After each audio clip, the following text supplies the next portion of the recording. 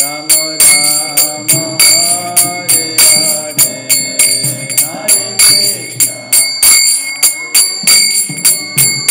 Krishna Krishna Hare Hare Hare Hare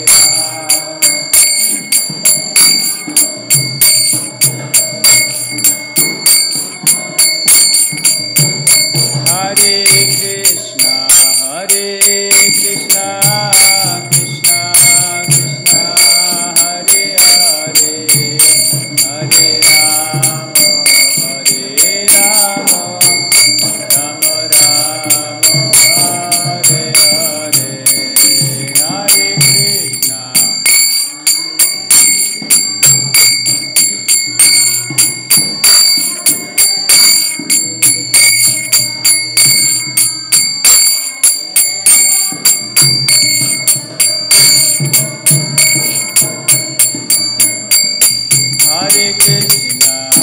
Hare Krishna Krishna Krishna Hare Hare Hare Rama Hare Rama Rama Rama Hare Hare Hare Krishna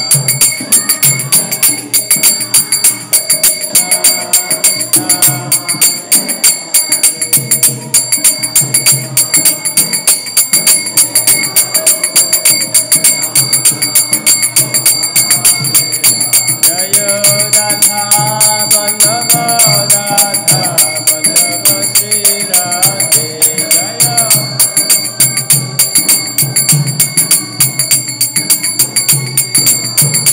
Jaya Radha Vallabha Radha Vallabha Sri Radhe Jaya Radha Vallabha Prabhupada Prabhupada Jaya Jaya Prabhupada Jaya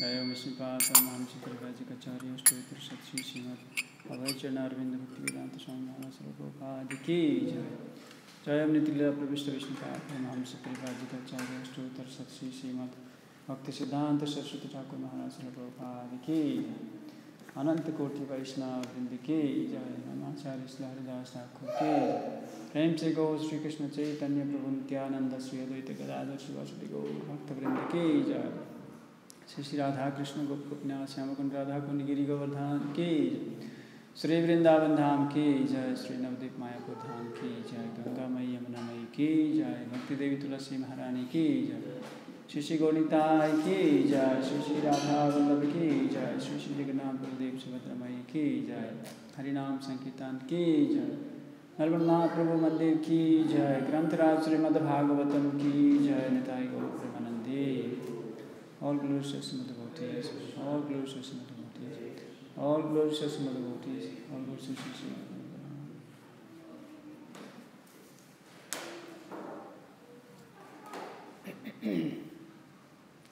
Om Namo Bhagavate Vasudevaya. Om Namo Bhagavate Vasudevaya. Om Namo Bhagavate Vasudevaya. Narayanam Namaskritya Naram Jaiva Narottamam Devim Saraswatim Vyasam Tato Mudire Nasta Prayeshu Bhadreshu Nityam Bhagavat Sevaya Bhagavatir Uttama Sloke Bhaktir Bhavati Naistikim. Continue our reading from Śrīmad Bhāgavatam, Canto 4, Chapter 8, Text number 6. Chapter entitled Dhruva Maharaj Leaves Home.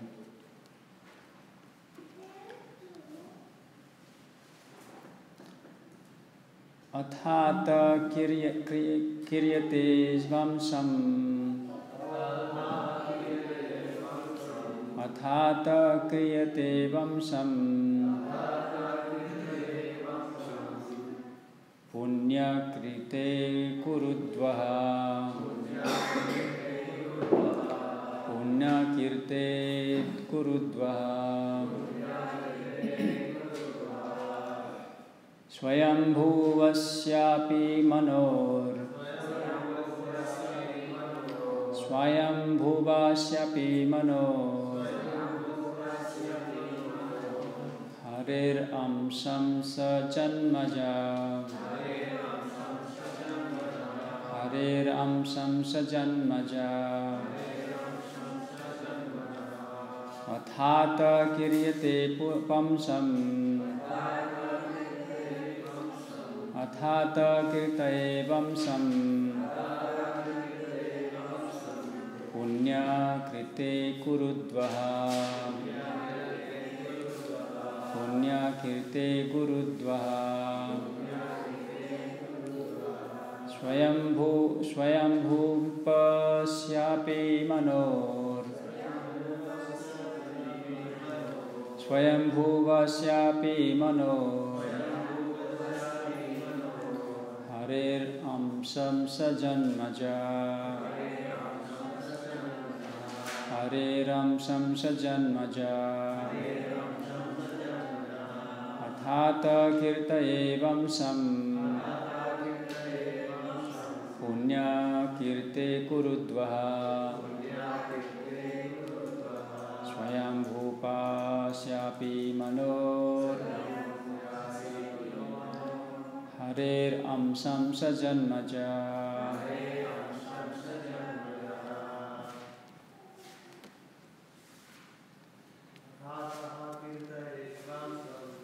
Athata kirtaye vamsam. Punya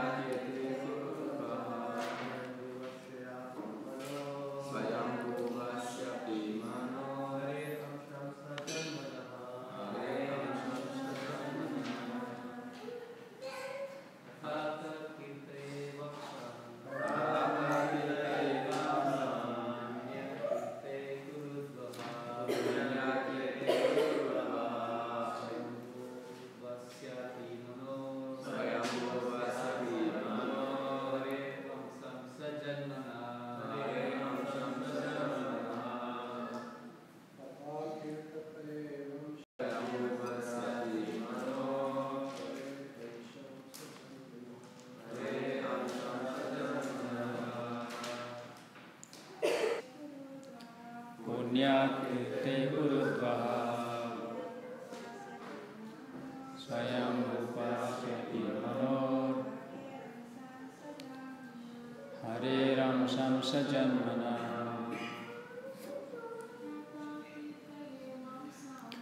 Athata kirtaye vamsam. Punya kirte kurudvaha.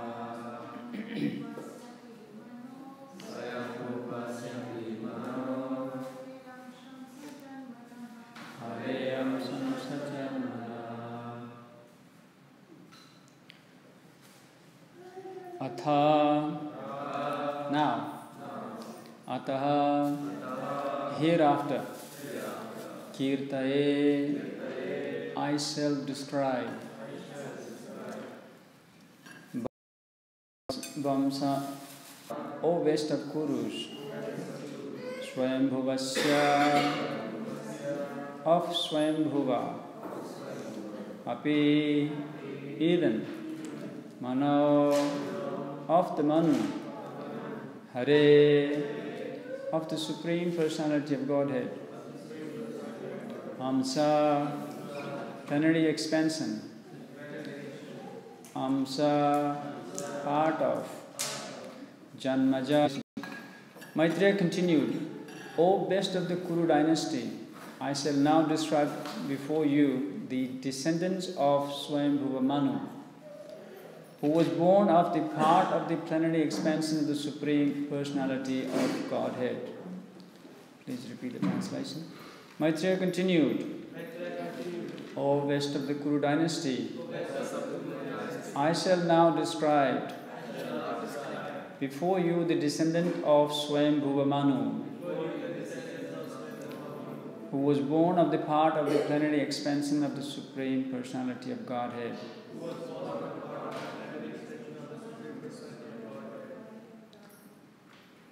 Purport. Lord Brahma is a powerful expansion of the Supreme Personality of Godhead. Although Brahma is a Jiva Tattva, he is empowered by the Lord, living beings, to be empowered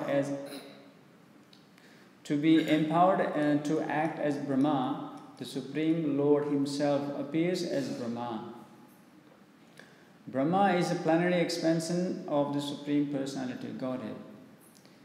And the Swayambhuva Manu was the direct son of Brahma. The great sage Maitreya is now going to explain about the descendant of this Manu,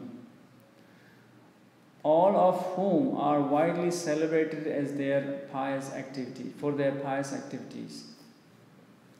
Before speaking of these pious descendant, Maitreya was already describing the descendant of impious activities, representing the anger, envy, unpalatable speech, quarrel, fear, death.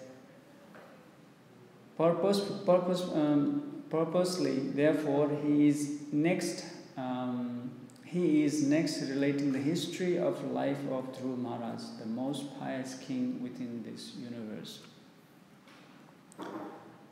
Om Ajnanatimirantasya Jnananjana Salakaya Chakshurunmilitan Mena Tasmai Sri Guruve Namaha Sri Chaitanya Manovistam Stapitam Yena Bhutale Swayam Rupakadamayam Dadati Swapadantikam Vandeham Sri Guru Sri Yuta Padakamalam Sri Gurun Vaishnavamsya Sri Rupam Sagajatam Sahagana Raghunatham Vitam Tam Sajivam Sadvaitam Savadutam Parijana Sahitam Sri Krishna Chaitanya Devam Sri Radha Krishna Padam Sahagana Lalita Sri Visakam Vitam Sa He Krishna Karuna Sindhu He Krishna Karuna Sindhinamanda Jagatpate Gopesha Gopika Kanta Radha Kanta Namastute Tapta Kanchani Gaurangi Radhe Vrindavaneshwari Vishabhanusute Devi Pranamami Hari Priye Vanchakalpataruvisya Kripa Sindhu Vevacha Patitanam Pavanebhyo Vaishnavebhyo Namo Namaha Jaya Sri Krishna Chaitanya Prabhu Nityananda Sri Advaita Gadadhar Srivasadi Gaur Bhaktivedanta Hare Krishna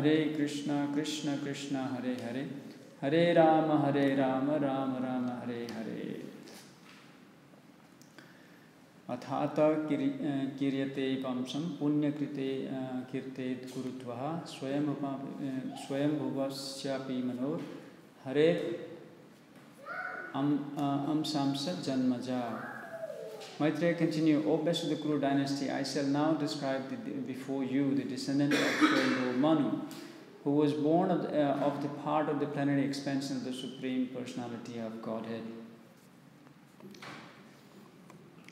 So here we beginning to hear the description, the pastimes of Dhruva Maharaj. So this is the conversation taking place between Maitreya and Vidura. Maitreya Muni is speaking and Vidura is listening, and he's also asking the questions. So the descendant of Dhruva Maharaj begins from, in fact, that is for all of us, all the living entities, that the descendant begins from Lord Brahma. So Lord Brahma is the great grandfather of Dhruva Maharaj. So Brahma had many sons. Swayambhuva Manu is one of the sons of Lord Brahma. So this description takes place, this whole narration takes place at the beginning of Lord Brahma's day. So there are, within one day of Brahma, there are 14 Manus become. And the Swayambhuva Manu is the very first one.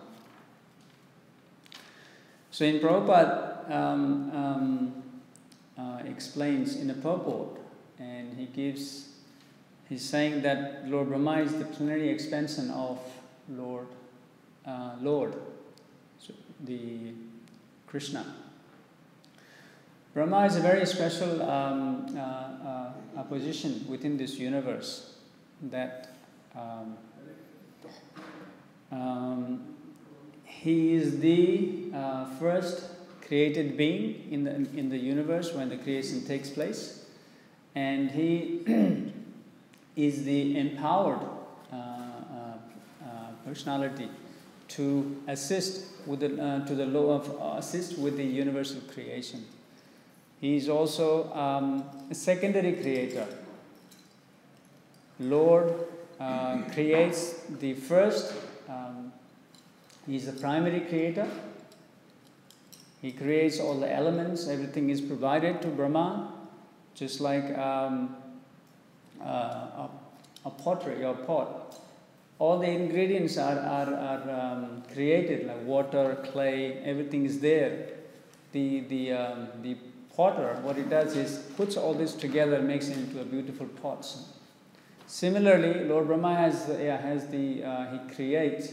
All the ingredients are provided to him by the Lord, and he is the secondary creator. He creates the planets. He creates the jivas, different bodies, different plants, etc. So he is the secondary creator. He is a very powerful being. And so he is also the chief amongst the demigod. He is the head of all the demigods, like Indra, Varuna, Surya, and of course Lord Shiva is a special character. So Lord Shiva is higher than Brahma, but all other demigods, the Lord Brahma is the head of the demigods. And all the living entities, they all come from, the descendant starts from Brahma. So he is the great grandfather, or he is the so everything is created by Brahma. All the living entities start to come into this universe through Brahma. And Lord Brahma is also an author of the Vedas. When the creation takes place, Lord imparts the knowledge to Brahma. He is the very first being who receives the knowledge directly from the Supreme Personality of Godhead. So he's an author. He's also knower of the Vedas, and he also compiles them. So he's the knower and the compiler of the Vedas, that which was given to him by the Supreme Lord. Lord Brahma is also the head of our Sampradaya. There are 4 Sampradayas, that's bona fide Vaishnava Sampradayas. So he is one of the head. Our Sampradaya begins from Lord Brahma, which we, as in Gaudiya Vaishnavas, our line of the Vaishnavism comes from Lord Brahma. Lord Krishna gives the knowledge to Brahma, then Brahma imparts knowledge through the disciplic succession, Brahma, Narada, Vyasa, and etc. So that's so he's also the head of our sampradaya. He's the head of the sampradayas. There are 4 sampradayas, which one comes from Lord Brahma, as I said. The second one is comes from Kumara, 4 Kumaras that are sons of Lord Brahma. Third one is coming from Lord Shiva, Rudra Sampradaya. Kumara Sampradaya is known as Nimbak Sampradaya currently. And the fourth one is coming from Lakshmi Devi. These are the 4 Sampradayas. And so Lord Brahma also Lord Brahma is a very special character. If in Śrīmad Bhāgavatam, practically every canto, there is a description of Lord Brahma. Lord Brahma is coming almost in every canto. In first canto he's not there. For second canto onwards, he's there. He's telling the how the creation takes place. There's a conversation between Narada and Lord Brahma. That's in the second canto.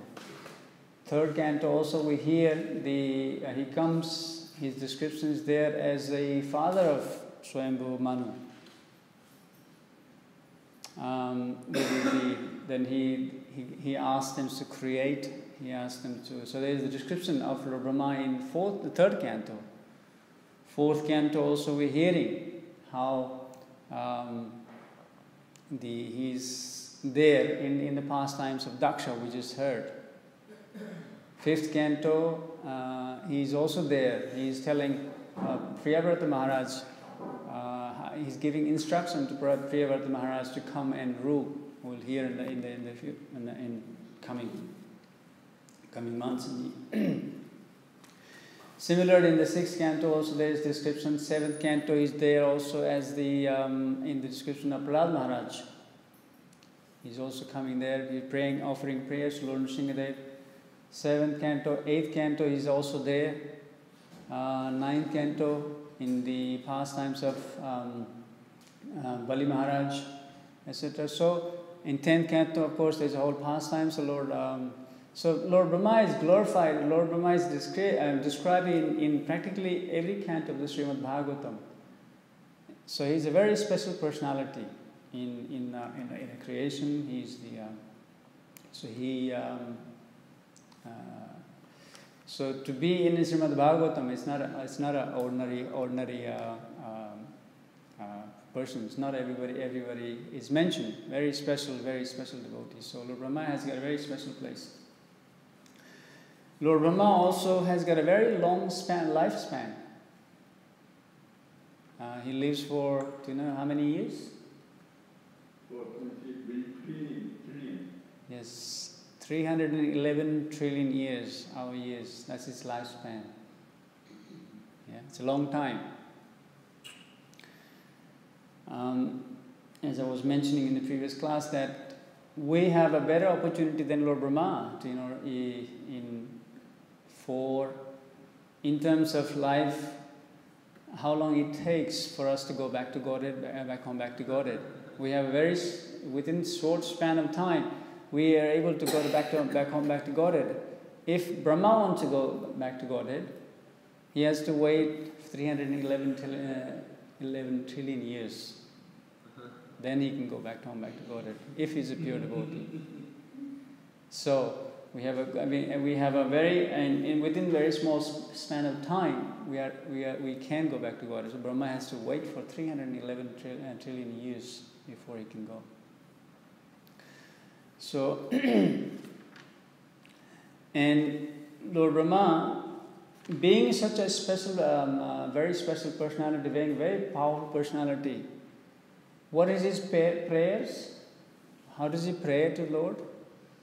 In the beginning of the creation, when he prayed to Lord Krishna in Brahma Samhita, he prays, Bhasman yathasma sakalesu nidesu teja siyam ki yatyapi yatra tatra Brahma es jagadanda vidhana karta govindam adi purusham tamaham bhajami. He compares his position with the Supreme as a yathas, it's a gem that draws the power from the sun, and that gem has got a gem or stone that has got a power to illuminate. But the gem is totally dependent on the sun to get the light, and that light is coming. And so he compares himself as like that stone which draws the sun, the energy from the light from the sun, and he shines back. So This is the humility, how he prays, that even though he's got such a great exalted position, that position is just like a little gem that draws the energy from the Lord. That's the humility of Lord Brahma in the prayers. So, now coming back to Swayambhu Manu. So Swayambhu Manu is the very first, as I mentioned, is the first Manu that is in the day of Brahma. So now we started to hear Swayambhu Manu is also a very special personality. We heard in the third canto, in the 22nd chapter, we heard how Swayambhu Manu also was a great exalted devotee of the Lord.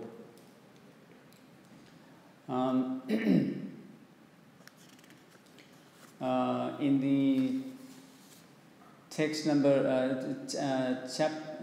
third canto, chapter 22, text number 33 describes the little quality of one of the quality described in the third canto is this Emperor Swayambhu Manu enjoyed the life with his wife and subjects and fulfilled the desire without being disturbed by unwanted principles of contrary to the process of religion. Celestial musicians and their wives sang in chorus about the pure reputation of the emperor. Early in the morning, every day, he used to listen to the pastimes of the Supreme Personality of Godhead. So this is the one of the greatest quality of the Swayambhu Manu, what he was doing. He used to hear the pastimes every day. He had everything in the world. He was the emperor of the world. He had everything in his possession. He could enjoy anyhow. But what was his activities? It describes that he used to listen every day to the katha of the Lord. And the lifespan of Manu is lifespan of Manu. There are 14 Manus in the day of Brahma. The one Manu lives for 71 cycle of Dibya Yugas. Dibya Yuga consists of 4 yugas: Kali Yuga, Dwapara Yuga, Treta Yuga, and Satya Yuga. It's about 1.7 million years in one cycle. So such a cycle is 71 cycle. That is approximately about 306 million years they live for. This is the lifespan of Manus. Each Manu lived for that long. So Swayambhu Manu, all this time, as mentioned, every day he used to hear the Nityam Bhagavata Seva. He used to hear the glories of the Lord. So Swayambhu Manu is also a very special personality. In his lineage, we heard the great, the Supreme Personality of Godhead, Kapila Dev appeared. Yagya also appeared with in the Ruchi and Akuti. And so this now, the Maitreya Muni is now describing the descendant of Manu. The Manu had 5 children. Does anyone know who they? Swayambhu Manu?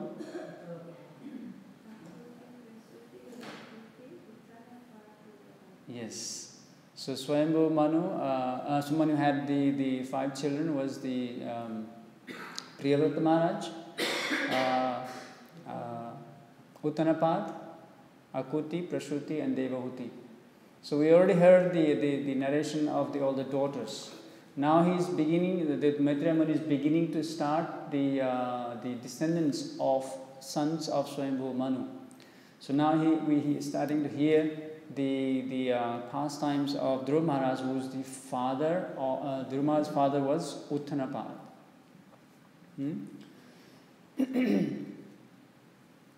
So as I was mentioning, there are 14 Manus in the day of Brahma. So our current Manu is Vivaswan. Vaivasvata Manu, sorry. He's the son of the sun god. He's our current Manu. We are in the 27th, almost 27th cycle of this Dibya Yuga. And current Manu is Vaivasvata Manu, is our current Manu. So next Manu is mentioned in the 9th canto, that the next Manu will be our Bali Maharaj, who is currently living in the Sutala planet. So that's the Manu. So Manu is also they are the creator of dharma. Manu, we have a whole the law book or law of how the mankind, Manu means Manushya. We all call Manushya because Manushya means the human beings. So Manu is the creator of rules and regulations for all of us. So there is a whole Dharma Shastra called Manu Samhita or Manu Smriti that is created by Manus for us to all follow. There is the how students should live, what's the duty of the students, what is the duty of the teacher, what is the duty of the king, what is the duty of Brahmana, what is the duty of Vaishya, Kshatriya, Vaishya, Shudra. Everything is there, it's spelled out in great detail how everyone should conduct. So this is how in the previous ages they used to follow this strictly the laws of Manu. So they are the Manus are the lawmaker. They have given us a dharma, a shastra to follow how we should act in this world. So now, beginning from now onwards, we will hear the narration of Dhruva Maharaj. So we will hear. I just wanted to bring up some few lessons. What we learned from this narration that's coming up. From the previous four chapter or so from the Dasa, we learned some lessons. There's lessons to be learned for us. That how the envy it destroys the person's characters and the devotional service. So in this chapter also there are many lessons we can learn. There are many things we can learn. That's why it is there in Śrīmad Bhāgavatam.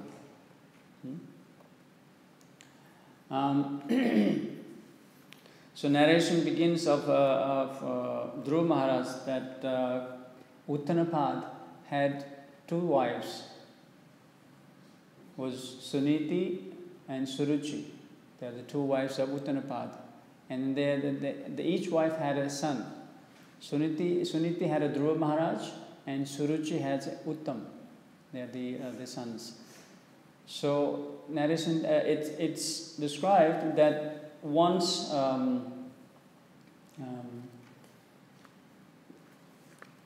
Dhruva Maharaj Uttam was sitting in the lap of Uttanapad, and Dhruva Maharaj also wanted to come and sit on his lap. But Uttanapad had a partial attachment to. He was more attached to the wife Suruchi, who is the mother of Uttam. So when Dhruva Maharaj wanted to sit on his father's lap, Suruchi scolded him. Suruchi scolded Dhruva Maharaj, saying, "No, you cannot sit on your father's lap. If you want to sit on your father's lap, you have to take a birth from my womb." It's a bit harsh, isn't it? So this somewhat there is a partiality it's there. One of the lessons is there is the how by being attached to the king. He's the king. King has he has to treat everyone equally. So here the king is being partial because he was attached to, and the Suruchi is described that she was more beautiful, more attractive, and so the king was more attached to her, whereas Suniti was not as beautiful as Suruchi. So there is a partiality is being there. So it should not be there. Having this partiality or jealousy or envy, then it also it leads to a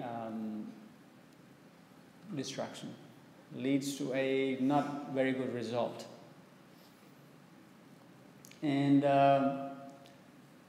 another kind of lessons we can also see as even though Suruchi made this statement, okay, if you really want, you have to go and pray to the Supreme Lord to come back to my womb, be born as through my womb, then you can sit in the.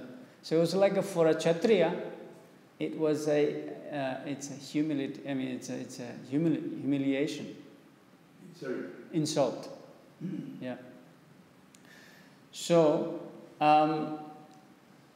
now this statement, it leads to for Dhruva Maharaj to go, and he will go to forest, and he will attain. So it is almost like a Bhartma Guru of Dhruva Maharaj.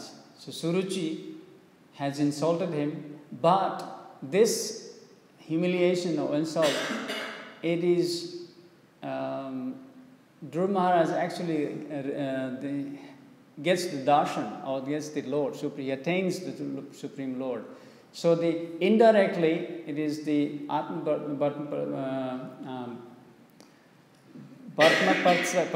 Guru who actually shows that guides a person to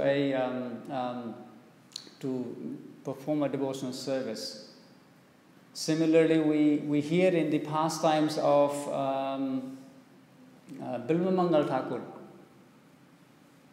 Bilvamangal Thakur was a Brahmin, but he had this attachment to a Chintamani who was a prostitute. To the point he was so attached that one day he wanted his father died. And that funeral, he was doing a funeral for his father, but while he was doing funeral, he had so much attachment for this Chintamani prostitute that in halfway through the funeral, he left the funeral, and then he wanted to see on the path. It was raining so hard. There was a river. He had to cross the river to go to the Chintamani's place. He crossed the river by clinging onto a corpse or dead body. And we got there, and he had to climb up the wall, holding a rope. A rope. It wasn't rope; it was a snake. So similarly, he reaches there, and when Chintamani sees him, that's the time. She says he gives a kind of instruction indirectly, saying, if you had that same attachment as you have to me, as to the Supreme Lord, you'll be far better off. So she also becomes a Bhartma Pradarshaka Guru who actually just shows the path, directs them. And from that point onwards, Bilvamangal Thakur actually takes the devotion service very seriously, and then he heads to Vrindavan.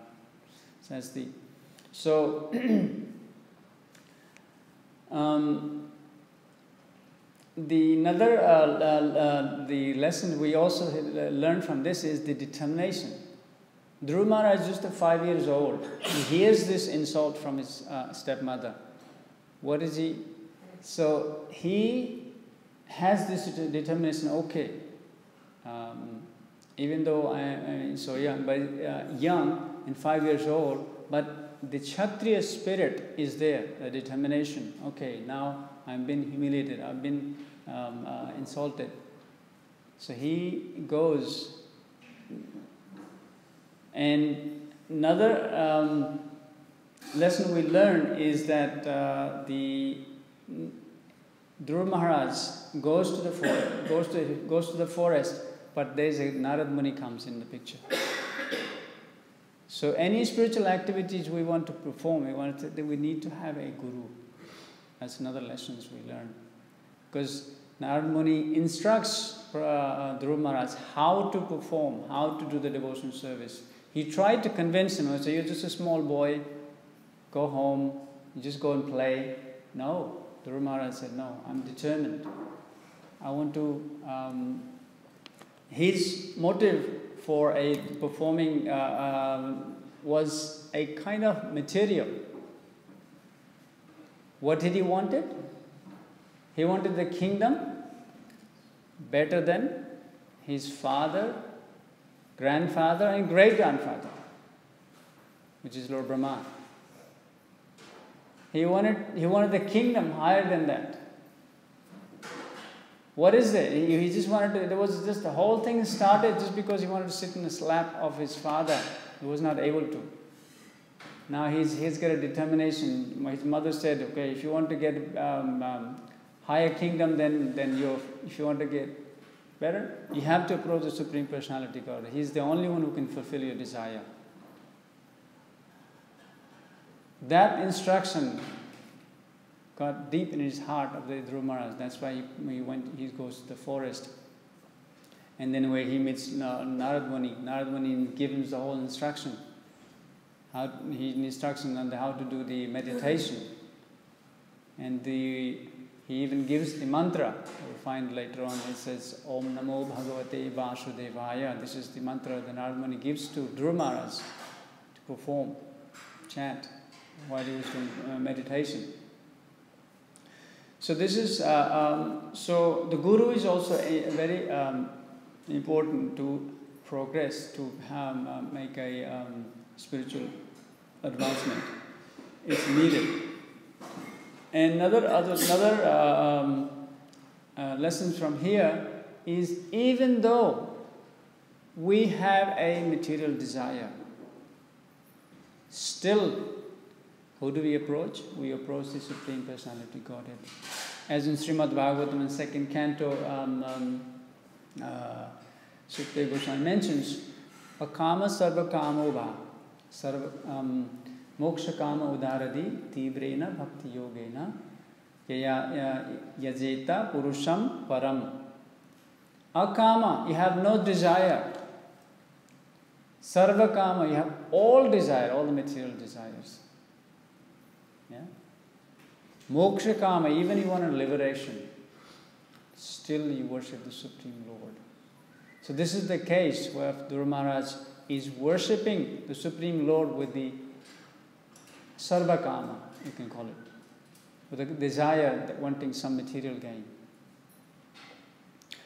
So another thing we also learn in this lesson will come is that how once Dhruva Maharaj has performed the austerity, finally he receives the darshan of the Lord, and with the mercy, the Lord will touch in his head. How eloquently the prayers of Dhruva Maharaj, he will be praying, offering up prayers to the Lord. When there's a mercy of the Lord, then there's a special mercy that comes in. He's able to offer such beautiful prayers to the Lord. And ultimately, Lord fulfills the desire of Dhruva Maharaj.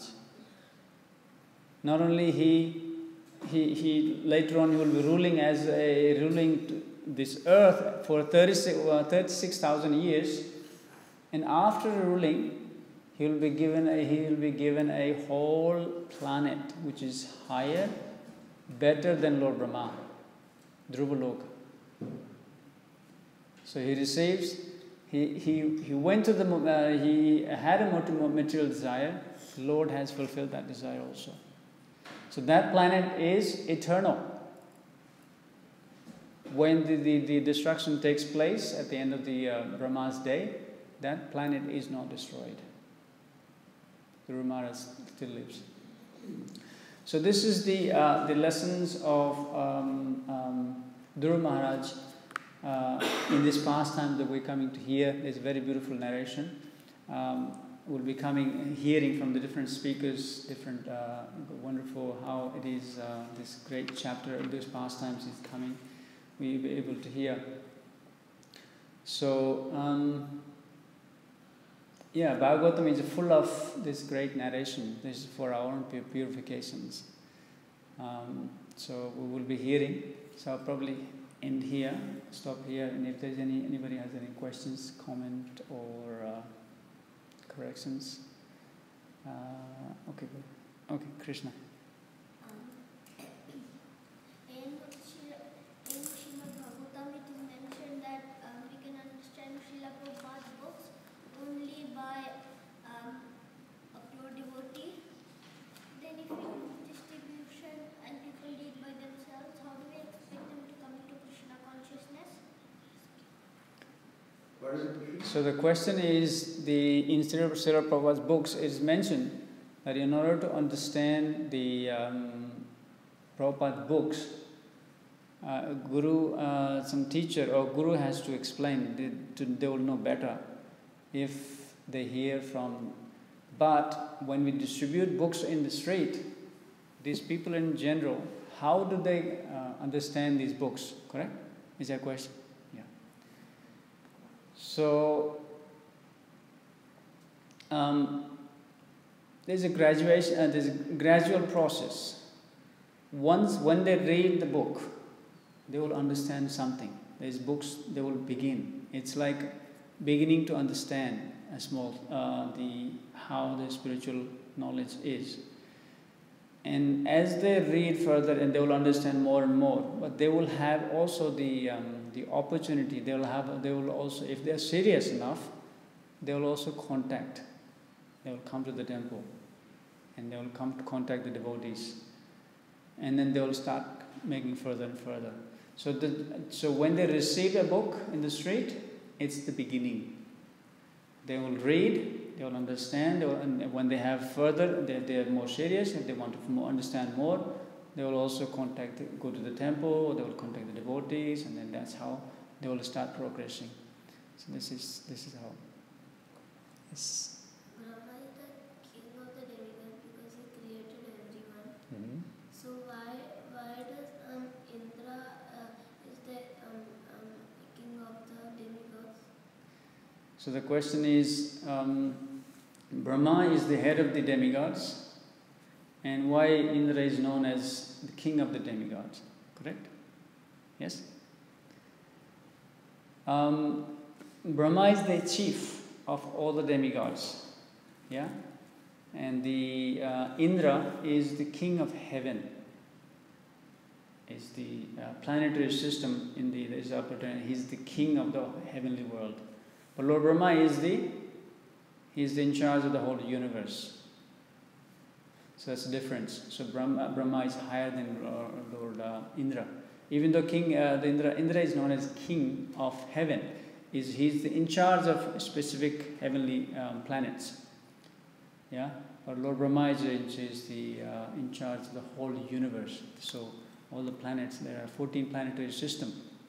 Indra is only king of the heaven. Yes. Like, we were speaking before about the Manu Samhita, which speaks about Dharma. Mm-hmm. So is it for devotees important to know about the Manu Samhita and read the Manu Samhita? The Manu Samhita primarily deals with what are the duties of, for example, a duty of a wife, a duty of a woman, duty of a king, duty of a... it's like a law book of the country, a law book of the nation, something. So it is good to know. It is, but it's quite big. It's a lot of knowledge. I'm not sure in terms of how big it is, but it's fairly lengthy. It is always good to know, but it primarily deals with on the bodily, and it's in the realm of it doesn't have the devotional service aspect of it. It's a law book. It has all the religious principles as well, but it's not. There's no pure devotional service is in there. So it's good to know. But Śrīmad Bhāgavatam is a lot superior. No, it's got which is the dealing with devotional service, which deals with get out of this cycle. The Manu Samhita will deal with how to live in this world perfectly, and this was better, following all the rules and regulations, and then Bhagavatam will take us out of this material world. The difference.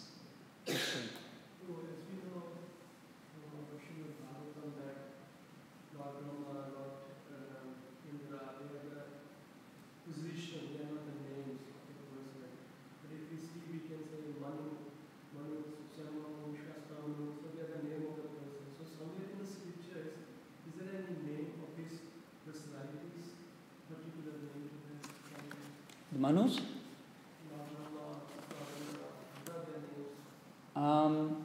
Our current Indra, his name is Purandar.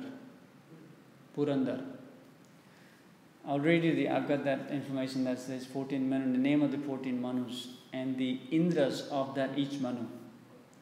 So Swayambhuva Manu, the Indra of the Swayambhuva Manu is Yagya. The Lord, personality Godhead, direct, he himself came and became Indra in that particular Manvantara. Manvantara is a period of Manu that lives. So in that period, Swayambhuva Manu, in that Manvantara, Yagya came as Indra.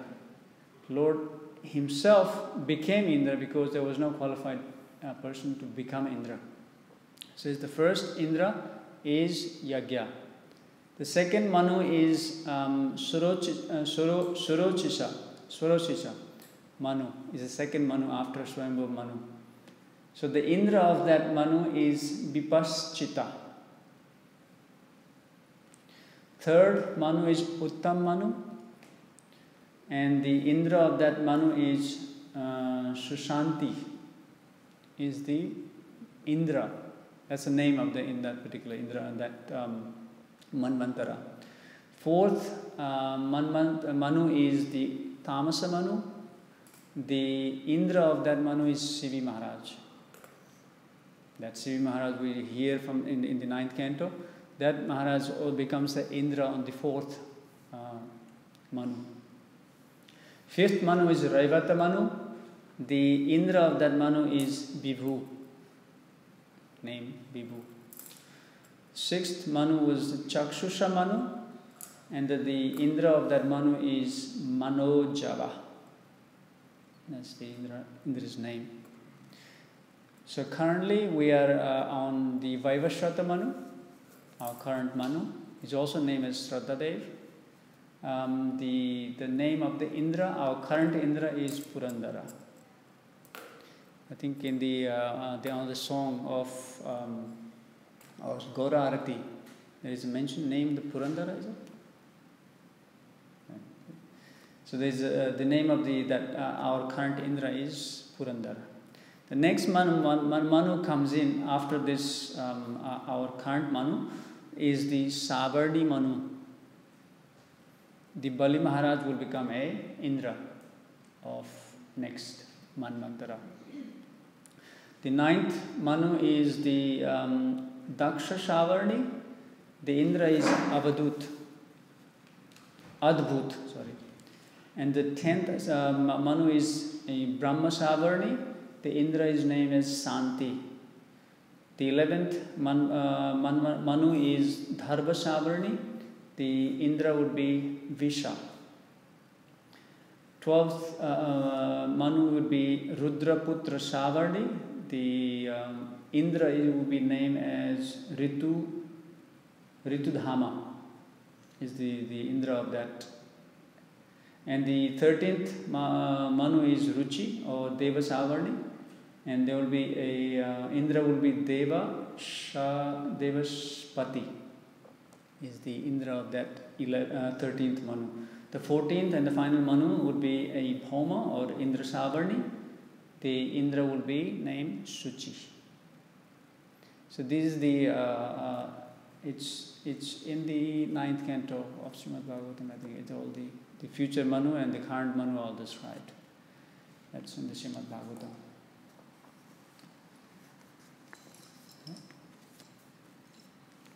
Any other questions? Yeah, Śrīmad Bhāgavatam is as Amarendra Prabhu was mentioning, if all the 10 items that are mentioned in Śrīmad Bhāgavatam, starting from Sarga, Visarga, Manvantara, Isanukatha, all that 10 subject matter describes, any Purana that describes the 10 subject matter, that is called Mahapurana. Most of the other Puranas, there are 18 Puranas, most of the Puranas will go up to 6 or 7 description. But the Bhagavatam goes up to all complete 10 subject matters of. So this is called Mahapurana.